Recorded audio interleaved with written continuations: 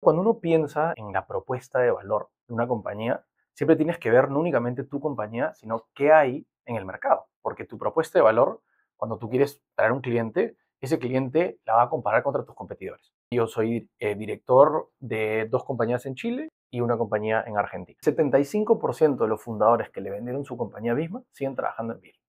Ese dato me parece extraordinario. Eres gerente general, dueño de tu propia empresa. Quédate en este video.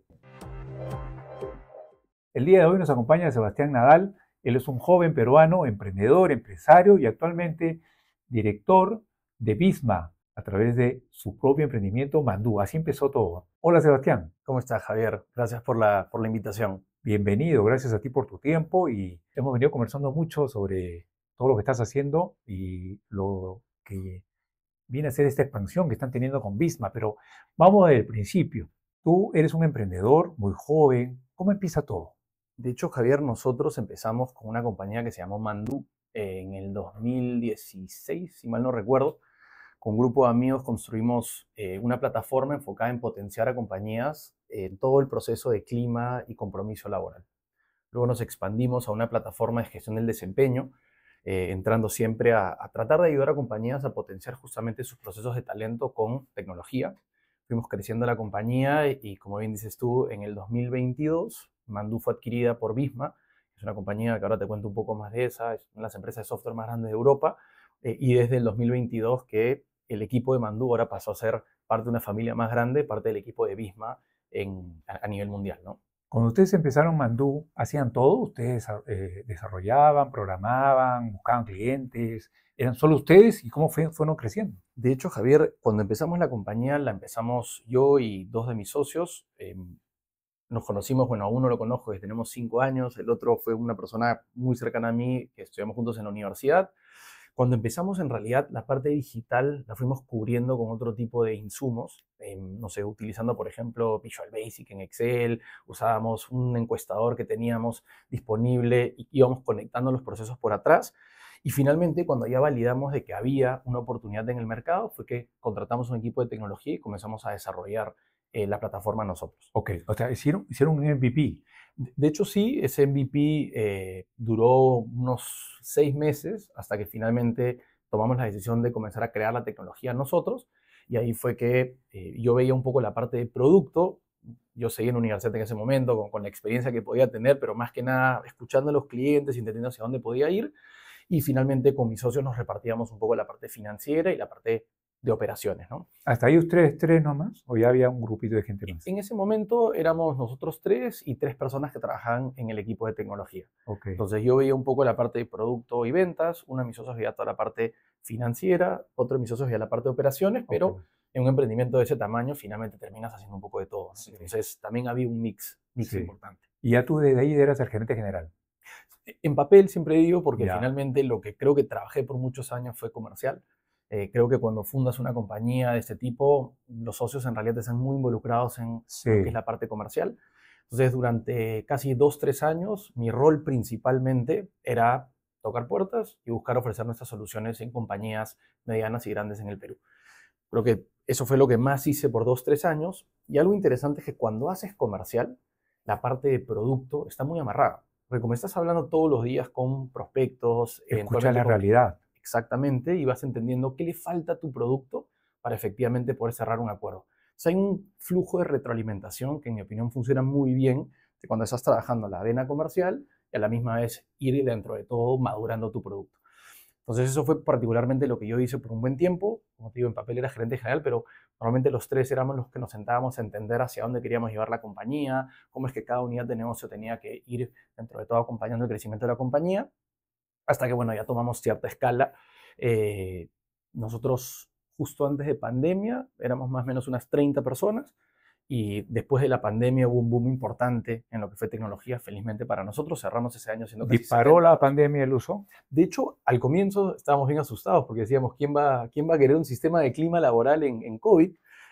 Pero en realidad nos fuimos dando cuenta que las compañías, al ya no estar en las oficinas, necesitaban saber que su equipo estaba bien. Pues ahí por lo menos la plataforma de clima comenzó a tomar un crecimiento importante. Y por otro lado, muchos líderes, creo yo, antes necesitan estar con la persona para poder plantear objetivos, para poder gestionar finalmente sus equipos, pero nuevamente con la pandemia y estando todos en casa o un montón de personas en casa, entró una oportunidad para lo que era todo el proceso de gestión del desempeño, que es como tú planteas objetivos individuales para personas alineados a la estrategia corporativa de una compañía. Entonces, en la pandemia hubo un crecimiento importante de la compañía, de hecho cerramos siendo casi 70 personas, y bueno, desde ahí fuimos también. Hasta ahí eran ustedes mismos, todavía no entraba Visma, ¿no? Exactamente. Ya. O sea, nosotros, Visma entró en mayo del 2022. Pues nosotros tuvimos una época que, bueno, si también regresando un poco y diciendo un poquito de historia, claro, al comienzo éramos nosotros, luego cuando nos dimos cuenta que efectivamente había una oportunidad muy grande en el mercado peruano de ayudar compañías a digitalizar sus procesos de talento, fue que comenzamos a entrar a una siguiente escala que era justamente el escalamiento de la compañía. Ahí comenzamos a invertir un montón de recursos en la parte comercial, en la parte de producto, en la parte de operaciones, con muchos aprendizajes, obviamente. Y finalmente ya un 2021 era también comenzar a trabajar un mundo laboral distinto después de la pandemia. Tuvimos un muy buen 2021, felizmente, y en el 2022 entró Visma. Aprovecho para comentarte que hemos preparado especialmente para ti, que eres dueño de empresa, un pack contable de uso gerencial. En la descripción está el link para que puedas descargarlo totalmente gratis. Que en realidad Visma, algo que me gusta a mí es que era un complemento casi que perfecto para nosotros.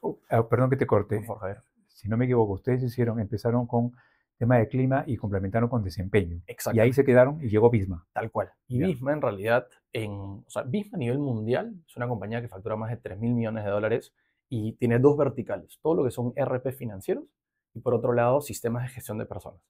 Hay una línea nueva que se está expandiendo en nuevas verticales, pero dentro de todo el core viene por este lado. Ahora, cuando entramos a lo que es la vertical de software de recursos humanos, los procesos principales que cubre son los hard, planilla, Okay. firma Ya digital. los tenían ellos ya. Exactamente. Y en América Latina, que Visma entró en el 2015, ellos ya tenían esa suite de productos. Su hub estaba basado en Argentina, ya tenían una operación de unos 200 clientes en el Perú. ¿Desde Argentina? Desde Argentina, tal cual, montaron una operación acá, les fue bastante bien. De hecho, hicieron una plataforma bien emblemática que se llama Tu Recibo, que era un tema para firmar recibos de sueldo. Y cuando entramos finalmente a Visma, nos dimos cuenta de que podíamos llevar al mercado ya no solo nuestro sistema de clima y de desempeño, sino también la plataforma de planillas, una plataforma de firma digital, una plataforma de administración de personal, una plataforma de tiempos de asistencia. Entonces, finalmente pudimos potenciar la propuesta de valor que teníamos en el mercado, cubriendo un abanico mucho más grande de procesos. Qué interesante. O sea, es inevitable esa integración, o digamos, ese 360, en general en todas las herramientas tecnológicas y en la empresarial con mayor razón, ¿no?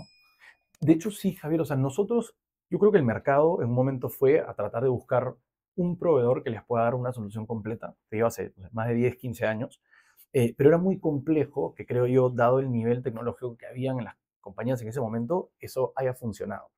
Luego vino una ola muy fuerte que era, ¿por qué no mejor conseguir a el proveedor correcto para cada vertical, pero que se integre a mi solución más core? Entonces puede que yo tenga, no sé, planillas y administración de personal con una compañía X, pero clima, ¿por qué no lo trabajo con el equipo de Mandú o ahora Visma? Porque el tema de reclutamiento no trabajo con esta otra compañía. Y el mercado se comportó de esa forma por un buen tiempo, pero te diría que hace unos 3 a 4 años ya las compañías comenzaron a decir, no, quiero que otra vez estas compañías que tienen software en la nube, sumamente bonito, etcétera, comiencen a cubrir todos los procesos. Entonces, en eso hemos estado en Visma, de poder realmente tener una plataforma que sea un sistema unificado para cada uno de los colaboradores de una compañía en el cual puedan correr sus procesos de talento, ¿no? Todavía no hemos llegado ahí, pero estamos camino a eso. Claro. El tema de gestión del talento, Sebastián, como tú comprenderás, es bien potente y nuestra audiencia valora mucho todo ese insight que podamos transmitirle sobre cómo gestionar mejor, cada vez mejor el talento, que cada vez es más complicado, digamos, atraer al talento adecuado, fidelizarlo y sobre todo potenciarlo, ¿no? Y en la experiencia de ustedes en Mandú, Visma hoy en día, digamos, sin obviamente decir detalles de empresas, pero ¿cuáles son las casuísticas? Digamos, ¿cuál es el común denominador de cosas que hay por hacer todavía en las empresas en gestión de personas? Yo creo que bastante, Javier, pero creo que es importante entender en qué etapa está una compañía. Típicamente las empresas lo que hacen es, primero buscan digitalizar los procesos hard operativos en una compañía. Si tú te das, por ejemplo, a una pyme o una empresa familiar mediana peruana, ves que tienen resuelto el tema de cómo pagar planillas o están buscando resolver ese tema y digitalizar. Porque lo que terminas teniendo, si no, es un equipo que cada vez crece más y Claro. crece en función al tamaño de la compañía, lo cual obviamente es algo que no quieres porque quieres obviamente potenciar la rentabilidad de una empresa. Entonces, eso ahí es algo que muchas compañías se enfocan y que están en camino de, pero desde mi opinión, eso genera un nivel de valor, pero es algo higiénico que tienes que hacer, Sí. ¿no? O sea, que finalmente, o sea, cara del colaborador, el hecho de que pagues planilla de forma eficiente o no, a él es de pronto, Imagínate. eh, lo tienes que hacer, pero es un tema hacia la interna.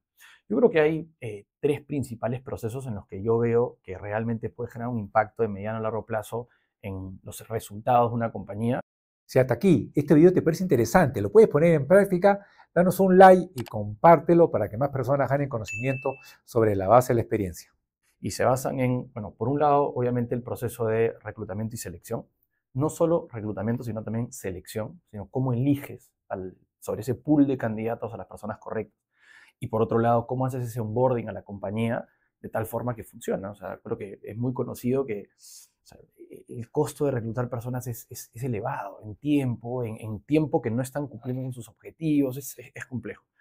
Por otro lado está, para mí, el tema de gestión del desempeño, que es uno de los temas en donde yo también creo que mayor valor le puede generar a una compañía. En simple, que es un proceso de desempeño, porque puede hacerlo súper simple y puede hacerlo súper complejo. Sí. Súper simple es, tú tienes un plan, una idea a dónde quieres llegar como compañía. Y si es que eres una empresa, no sé, una fábrica que tiene 350 colaboradores, esas 350 personas tienen que saber a dónde tienes que llegar, a dónde quieres ir y cómo es que ellos contribuyen a finalmente ese proceso. Entonces, un proceso de desempeño justamente es cómo agarras ese plan un poco más general, un poco más amplio y lo llevas a objetivos específicos para cada una de las personas de la compañía, para que cada uno entienda cómo puede contribuir a ese plan. Y tienes la parte hard, que son los objetivos, pero luego también están las competencias, esas habilidades blandas que tú finalmente tienes que ir desarrollando para que no solo puedas cumplir los objetivos de hoy, sino que también puedas ir cumpliendo con los objetivos del mañana. Y bueno, obviamente toda la parte de cultura, compromiso es clave porque creo que las compañías, o sea, finalmente, si tú quieres poner un objetivo ambicioso y tener un equipo que se exija a sí mismo, entonces tiene que estar dentro de todo engranado y amarrado a la cultura de la compañía. Esos son dentro de todos los tres temas que yo también particularmente más domino y que también en el mercado he visto finalmente que tienen un impacto realmente importante sobre los objetivos y el norte de una compañía en el mediano plazo. Claro. Y en el rol en el que estás ahora en Visma, como director, que es algo importante y de lo cual también queremos conversar, estás en varios países. ¿Cómo cambia culturalmente este tema, digamos, en la gestión del talento? De hecho, Javier, es una buena pregunta. A ver, como contexto, lo que te mencionaba, ¿no? Visma tenía una operación bastante grande, de hecho, creo que es la empresa líder en software de recursos humanos en Argentina. En el 2015, ellos se unen a Visma a través de una adquisición, pero que vino desde Holanda. O sea, Visma es Noruega, compran una compañía holandesa transnacional y tienen una operación en Argentina. Ahí comienza un poco el viaje de Visma en América Ah, Latina. ya, ya. De ahí la compañía creció muchísimo. Y en el 2019 aterrizan en Perú y en el 2020 compran una empresa que se llama CETECH, que era esta plataforma de tu recibo que estaba en el Perú. Y luego finalmente Visma se expande a Chile, se expande a Uruguay, se expande a México de forma orgánica, e incluso como te contaba antes de empezar el espacio, hicimos adquisiciones en Chile, ¿no? El año pasado compramos una compañía que se llama Laudus, un RP para pymes en Chile. En septiembre compramos una empresa emblemática que se llama Rexmas en Chile, que es un software integral de gestión de personas en Chile. Entonces, es una compañía que entre todo tiene operaciones en múltiples países. Yo creo que cada país tiene ciertos procesos que están más o menos desarrollados, definitivamente, pero también tienes segmentos de tipos de empresa que están más avanzados o no. Por ejemplo, si tú ves una pyme en Chile probablemente te trabaja un RP. Si tú ves una pyme en el Perú, a veces no. Sí, A veces quizás lo terciarizan con un contador. sí, No hay realmente sí. esa parte. Entonces, yo te diría que tanto en procesos de talento como en procesos financieros, que es el core de Visma, a nivel país sí hay temas culturales que hacen que ciertos procesos sean más importantes, pero por otro lado, lo que a mí más me ha impresionado es, por ejemplo, no sé, qué tan modernizadas pueden estar las empresas pequeñas en Chile con respecto a las herramientas tecnológicas que emplean.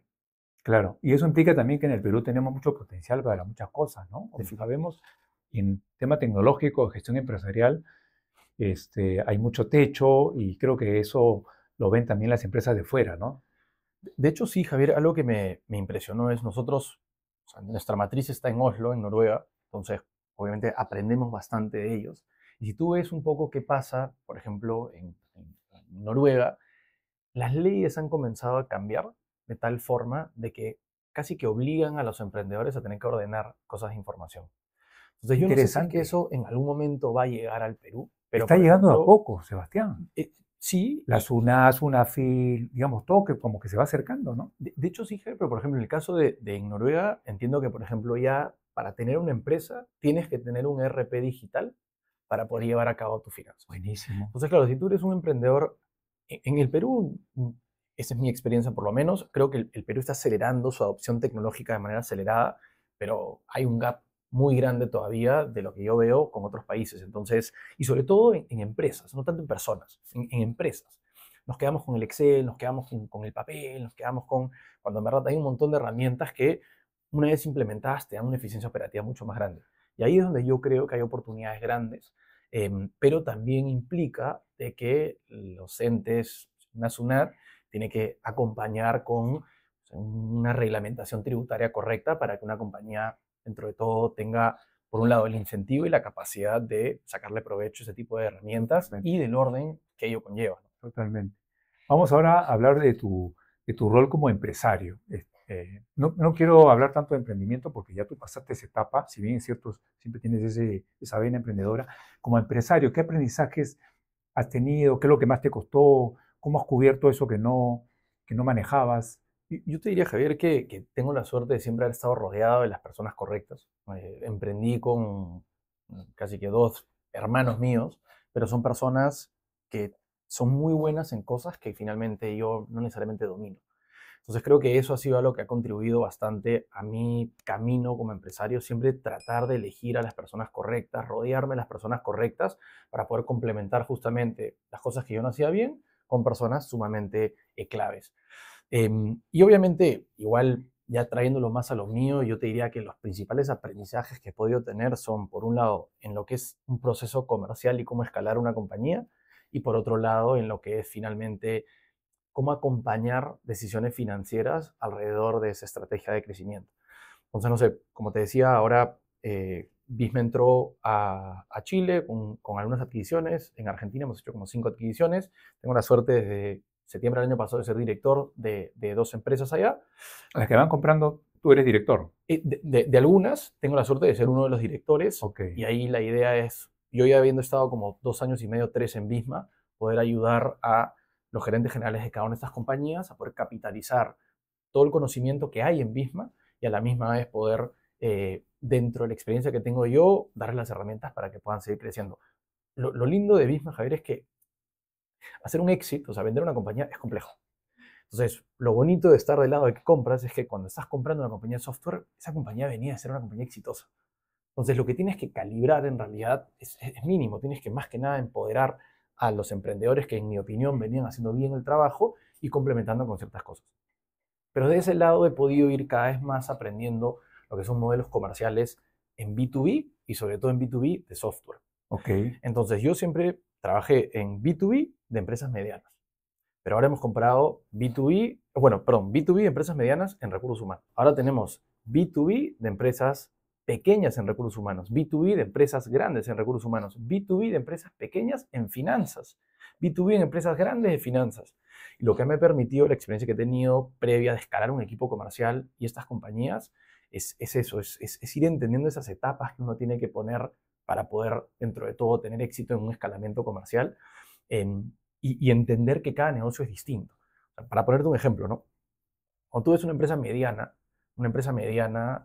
o si vas a venderle a un segmento de mercado mediano, normalmente el precio promedio del servicio que puedes dar te permite a ti montar una operación comercial y que la rentabilidad, dentro de todo, la recuperes un poco antes. Uh -huh. Entonces puede que yo tenga que invertir en un muy buen comercial, que vaya a buscar ciertas compañías, pero esa compañía me va a pagar $400 al mes.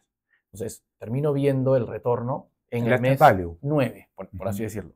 Cuando tú te vas a un segmento de empresas pequeñas, en donde el precio promedio pueden ser $50 al mes, claro, la deserción de esos clientes tiende a ser baja en el tiempo, pero tú tienes que invertir miles de dólares en marketing, tu equipo comercial, un equipo de marketing, y cuando tú ves la rentabilidad de esos canales, son rentables, pero el gran tema es que se demora mucho más tiempo en pagar nuevamente.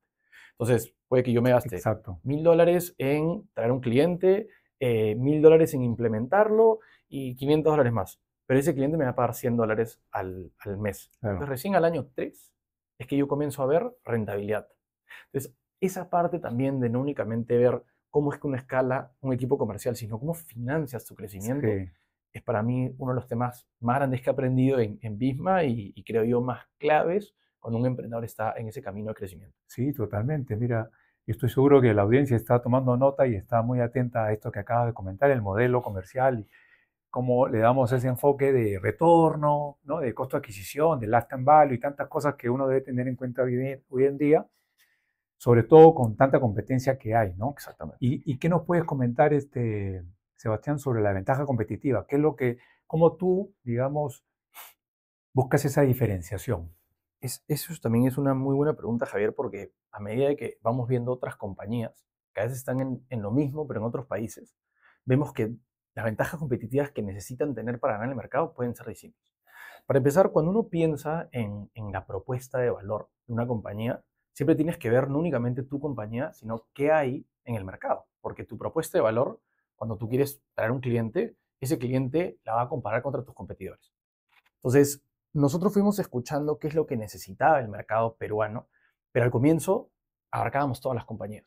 Entonces es difícil que tú puedas tener una propuesta de valor que gane en una empresa de 40 colaboradores, en una empresa de 500 ¿Estás hablando colaboradores. cuando empezaron en Mandú? Cuando Eran muy empezamos, abiertos. claro, Ya. era, O o sea, sea, todo sector, todo tal tamaño. cual, Ok, véndele a quien puedas venderle. ok. Entonces, porque claro, los productos que hacíamos era el clima laboral y de desempeño, técnicamente una empresa pequeña mide clima, una empresa grande mide clima, pero lo hacen de forma distinta.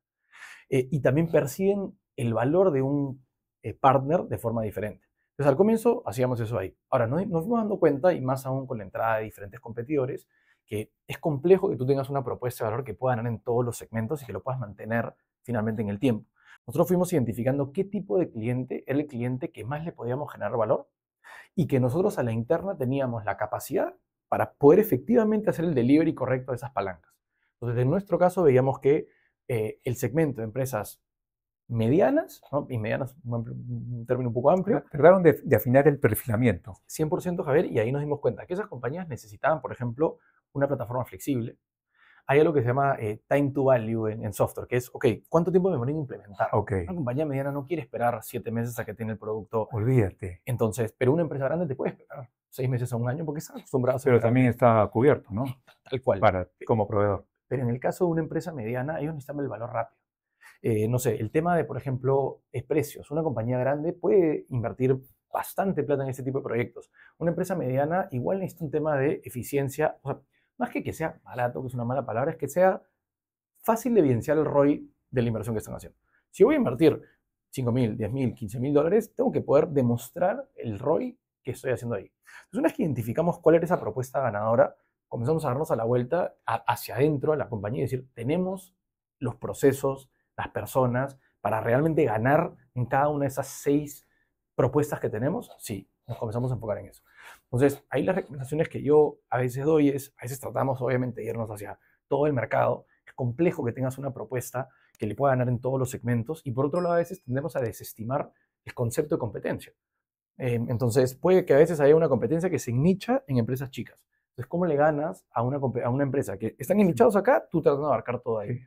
Y otro punto que es clave es, una cosa es lo que el mercado necesita y eso lo escuchas del mercado. Y luego tienes que hacerte la pregunta de si es que efectivamente tienes las competencias para poder construir esa propuesta ganadora. Y creo que ahí a veces hay un desbalance de tratar de llevar al mercado lo que podemos hacer, pero no lo que el mercado necesita, y yo luego darme la vuelta y decir cómo es que finalmente ordeno mi compañía para poder hacer el delivery de esa propuesta de valor. Exacto. Y yendo a tu rol como director, ¿cómo es la mecánica? ¿Tienes sesiones de directorio una vez al mes? ¿Cuánto dura? ¿Qué abarcan? ¿Qué temas tratan? De hecho, Javier, bueno, igual sabes que soy director hace poco tiempo, felizmente desde septiembre, Pero pero joven sí, para ser director, gracias, pero con Javier. mucha experiencia. Y de hecho, lo que sí es que yo desde que entré a Visma he tenido un directorio. Entonces también he entendido la dinámica, yo siendo gerente general hacia un directorio y ahora como director con el equipo. Entonces, hoy a mí ¿Directorio, perdón, local o de extranjero? es fue local, o sea, yo era gerente general, perdón, y tenía Sí, un directorio que eran todas personas extranjeras. ok, Y ahora yo soy director de dos compañías en Chile y una compañía en Argentina, ok. ¿no? Entonces, eso es un poco el trabajo hoy. Ahora, Visma tiene estructurado, porque como Visma crece de forma inorgánica y compra 40 compañías al año, si tú ves la cantidad de empresas que hay a nivel mundial, estamos hablando casi 200 compañías.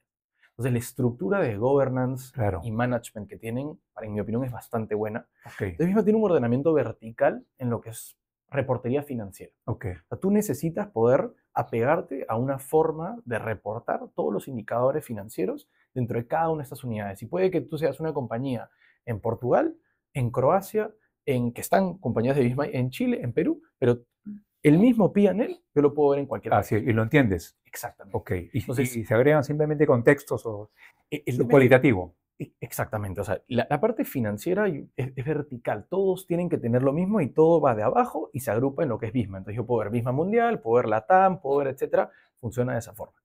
Ahora, en la parte de los directorios hay, por un lado, una presentación mensual, pero que es más los highlights para mantener a los directores informados respecto a cómo va el desempeño de la compañía y algunos de esos puntos de alerta que crees que son importantes resaltar. Pero los directorios formales, que son 6 al año, tienen una temática específica. Entonces, hay veces que los directorios terminan siendo más un espacio de gestión al gerente general, ¿no? O Ok, sea, ¿qué estás haciendo? ¿Cómo van los resultados? Etcétera, etcétera. ok. Que en mi opinión un montón de esos se pueden leer. O sea, no tengo que estar y que tú me cuentes en un monólogo los Sí, números, sino mándame los sí. reportes, los veo y para tal te hago preguntas. Yo le encuentro más valor a esos espacios donde cada directorio tiene una temática en particular.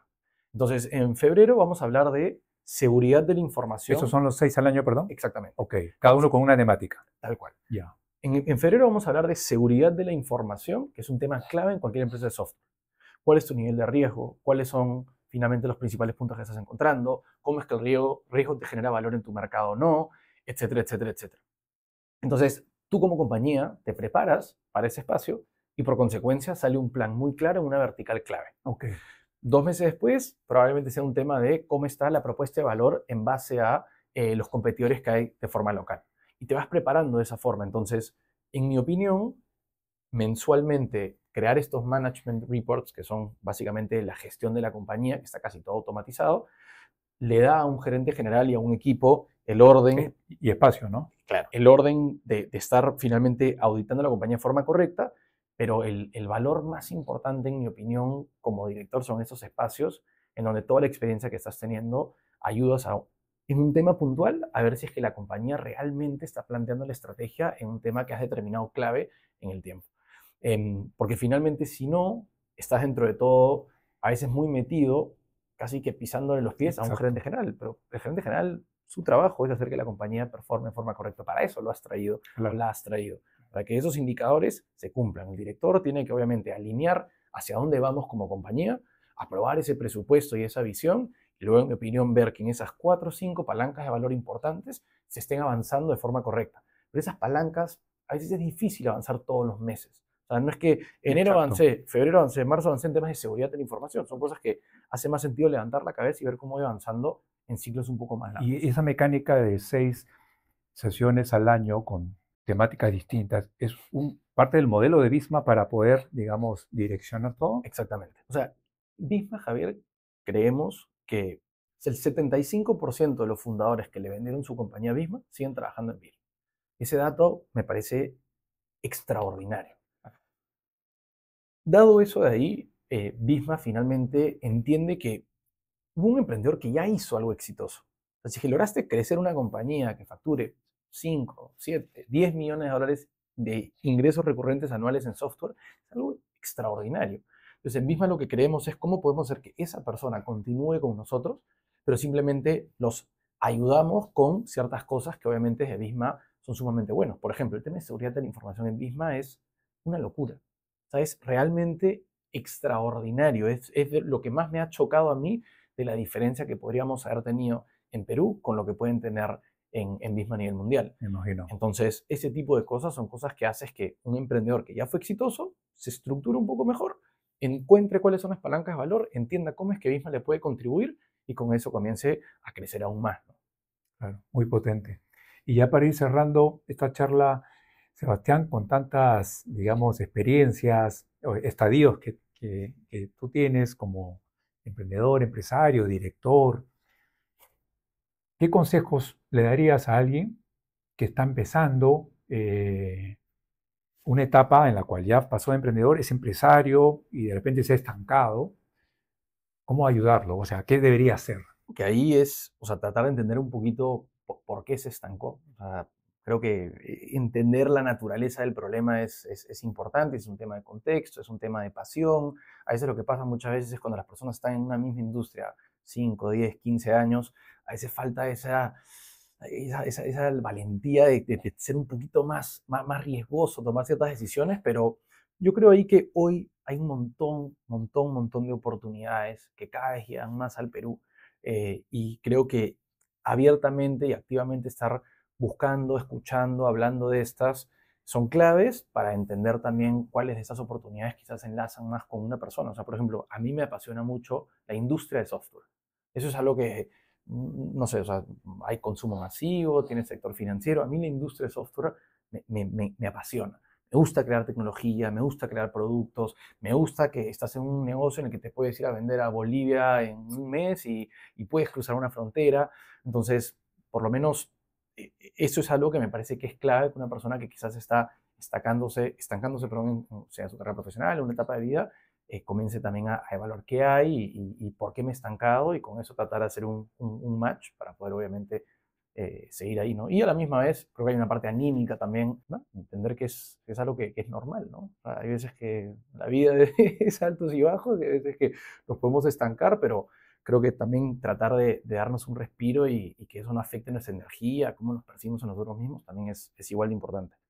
Finalmente, no quiero irme sin preguntarte cuál es tu estrategia, tu práctica cuando tienes que contratar personas, porque como has hablado de que, digamos, has sabido rodearte de gente adecuada, fuera de los socios, con quien has tenido la suerte de conocerte muy joven, si tuvieras que contratar a alguien, como por ejemplo, no sé si ha pasado, pero compran una compañía en un país y es necesario cambiar al gerente general, digamos, y tú lo tienes que entrevistar. En general, digamos, ¿qué te fijas? ¿Cómo haces para tratar de que sea la persona ideal? De hecho, creo que es de las cosas más difíciles y dependiendo de como que la magnitud del rol termina siendo más complejo. Lo primero que trato de hacer es entender si es que, o sea, ver la posición y no tanto la persona que estuvo previamente, sino cuál es la silla que esta persona va a tomar.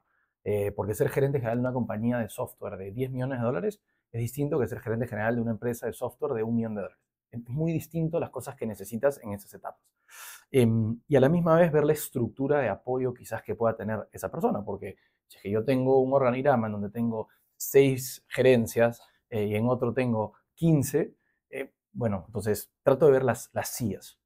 Porque hay veces que, por lo menos también he visto yo, que muchas compañías creamos estos roles que son unicornios. Sí, Tenías a una persona que te veía ventas, supply chain, finanzas y tecnología. Te buscas en el mercado y no lo vas a encontrar. exacto. Entonces, Hay una distorsión ahí, ¿no? tal cual, y es normal, porque a medida que vas creciendo, una compañía va, normalmente, a mí me ha pasado, yo lo he hecho, hay personas en las que confías. Y si es que ha hecho A y B bien, ¿por qué no va a poder hacer C bien? Lo único que tienes que saber es que hay un riesgo que cuando, si es que esa persona se va, reemplazar a esa persona va a ser muy complejo. Probablemente tengas que partir esa estructura. Entonces, parte de entender muy bien la CIA y las realmente habilidades necesarias para que esa CIA sea la correcta. Hoy en día, a mí igual eh, de forma, cuando no estoy buscando personas, igual me gusta estar conociendo personas. O sea, eso también es una recomendación que doy, es agéndate un espacio a la semana para ciertas posiciones claves, para ir conociendo personas, porque si es que una persona se te va a un momento dado, te tienes que empezar un proceso, es complicado. Independientemente, perdón, de que la necesites. O sea, Exactamente. el networking activo. Tal cual, ¿no? Conociendo personas, que a mí por lo menos me ha ayudado en el pasado. Mi modelo de sucesión implica, si es que esa persona se va, esta es la primera persona que voy a buscar, tomar un café con él o con ella y ver si es que logro traerla al equipo, ¿no? Ahora, otro punto que es para mí sumamente importante es el proceso en sí y apoyarte de las personas claves. Hay personas que saben entrevistar. Cuando yo digo que saben entrevistar, me refiero a que tienen la capacidad en un espacio de ir haciendo que una persona se ponga en situaciones, que vaya finalmente desarrollando ciertas ideas, que puedes ir entendiendo un poco cómo piensan, cuál es la visión que tienen, etc. La parte de las referencias es sumamente importante. Y la otra es, que es el último punto, que creo que ya todos lo saben también, es contratar contra el tiempo. Es complicado y a veces que las personas, no, es que ya tengo que cubrir la posición. Si se tiene que demorar un poco más, se tiene que demorar un poco más, pero tienes que elegir a la persona correcta. Y finalmente también es, dentro de ese proceso, entender cuál es el proceso de onboarding para que la persona sea exitosa. Claro. Entonces, si es que yo traigo, por ejemplo, imagínate que felizmente no, pero en una compañía nueva que compramos, la gerencia general o no funciona o se quiere ir. Si es que yo voy a traer a una persona, si es que me encomiendan a mí el traer a una persona, mi trabajo no es esa persona entró y chao, es, ok, esta persona va a entrar a esta silla y estos son los gaps que he identificado desde ya, que vamos a tener que acompañarlo de esta forma para Que es lo más aquí probable, ¿no? Porque nada es perfecto. nadie es perfecto. De aquí a 6 meses pueda cumplir eso ahí. Y ya pensando en otras posiciones, yo le recomiendo a empresarios, emprendedores, etcétera, que se involucren en procesos de reclutamiento. Lo mismo digo yo. Porque a veces que yo confío plenamente en mi equipo de gestión de personas, ¿no? Andrés, que es la persona que trabaja y lidera esto en Visma, es extraordinario, es un capo. Pero igual no me gusta a mí no involucrarme en ciertos procesos porque creo que es distinto cuando tú estás ahí ya con la experiencia que puedes tener de observar a una persona, hacer unas preguntas tú. Entonces, entre más deleguemos eso, creo que a veces hay un poco más de riesgo también. Sí, y creo que es un factor crítico, ¿no? Mejor, digamos, filtrar eso al inicio que esperar a ver qué pasa adentro, ¿no? 100%. Buenísimo, Sebastián, ha sido un gusto realmente charlar contigo, espero que también la hayas pasado bien y 100%, Javier. que no sea la última vez, ya seguiremos charlando para beneficio de toda la audiencia, así que gracias. Gracias a ti, Javier, por la invitación. Gracias. Si es la primera vez que nos visitas en el canal, permíteme presentarme, soy Javier Medina y te invito a que te suscribas y actives la campanita para que te lleguen las notificaciones de los videos que sacamos semana a semana. Te veo en el próximo video.